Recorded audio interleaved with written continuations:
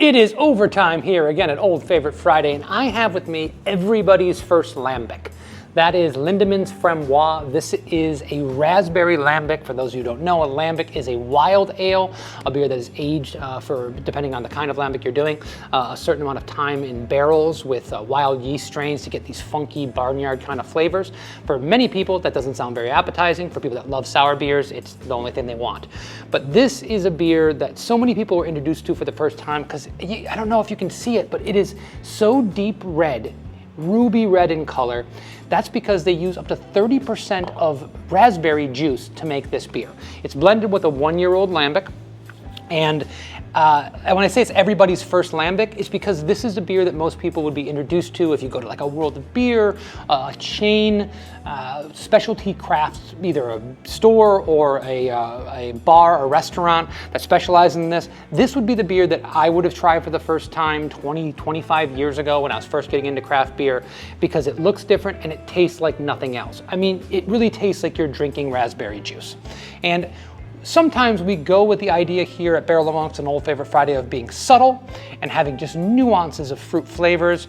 This is one of those exceptions to me, because not only has this beer been being produced since the 1800s, so the beer's been around for a very long time, but it does what it does very well. And I mean that in the fact that when you smell this beer, yes, you get that earthy raspberry to go along with like the sweeter notes, but you get a little bit of funkiness that comes out of being a lambic, being a wild ale.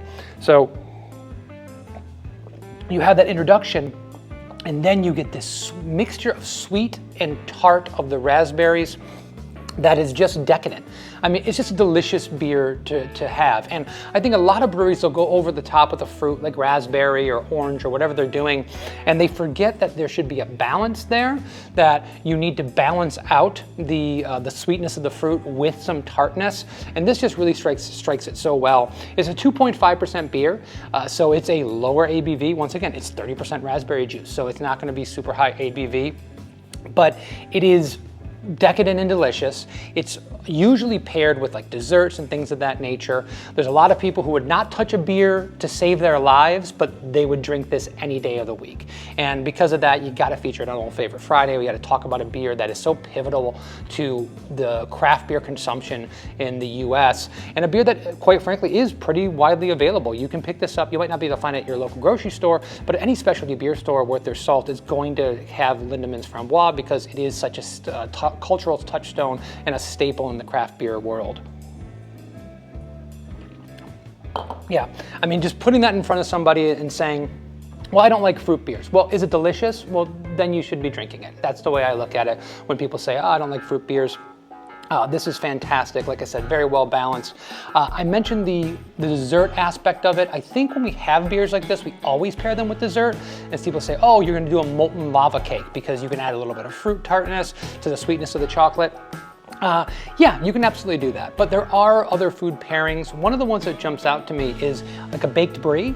If we did a baked brie and added like some thyme and roasted pistachios to add some earthy flavors to balance out the sweetness, this would just be perfect. You have thyme, those earthy flavors, those herby flavors. You're adding something with the beer that you don't have with the dish itself, and that's sometimes really what you want to be able to do when you're doing food and beer pairings or food and wine pairings, if that's your thing. But I highly recommend you pick this beer up. It's really great. I hope it's available in your area. And they do other versions too. They have other fruit versions of this beer. A Kriek, which is a cherry beer, among others. So if you find this, give it a shot. Even if you think it's not your thing, you deserve to try this at least one time in your life. And that's why it's here for Old Favorite Friday. That's why I'm enjoying it right now. And that's why I'm gonna ask you to look around the channel, give us a like, subscribe, look for other videos just like this one, and we'll see you next week. Cheers.